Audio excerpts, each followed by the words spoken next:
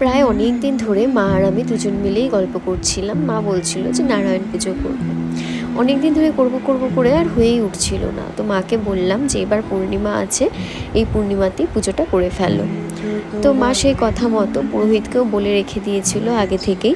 আর আমিও পুজোর আগের দিন যা যা লাগবে ঠাকুরের যত ফল মিষ্টি দশকর্মার জিনিস সব কিছু এনে রেখেছিলাম। তো মা পরদিন তাড়াতাড়ি সকালবেলা ঘুম থেকে উঠে নিয়ে সব কিছু জোগাড়যন্ত্র করে রেখেছিল পুরোহিত আসার আগে। আমি তো একটু লেট করে উঠেছিলাম, উঠে নিয়ে স্নান টান করে তাড়াতাড়ি করে চলে এসেছি ঠাকুর ঘরে। আর আমি মায়ের হাতে হাতে একটু হেল্প করে দিচ্ছিলাম। এরপর তো পুরোহিত মশাই চলেও এসছে, এখানে খুব সুন্দর করে পুজোটা করে নিল। তারপর আমরা অঞ্জলিও দিয়ে নিলাম।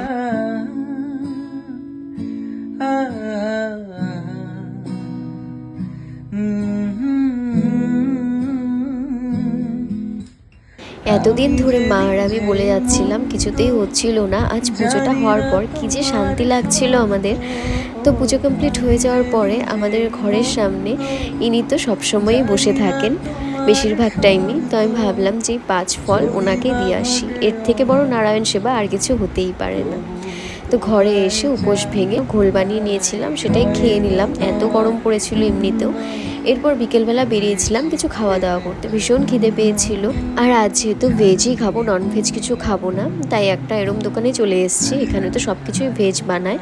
এখান থেকে নিয়ে নিয়েছিলাম একটা ছোলে ভাটুরে, এটা খেতে ভীষণই টেস্টি ছিল। তো আজকের ব্লগটা এতটুকুই, দেখা হচ্ছে তোমাদের সাথে এর পরের কোনো ব্লগে। For now by.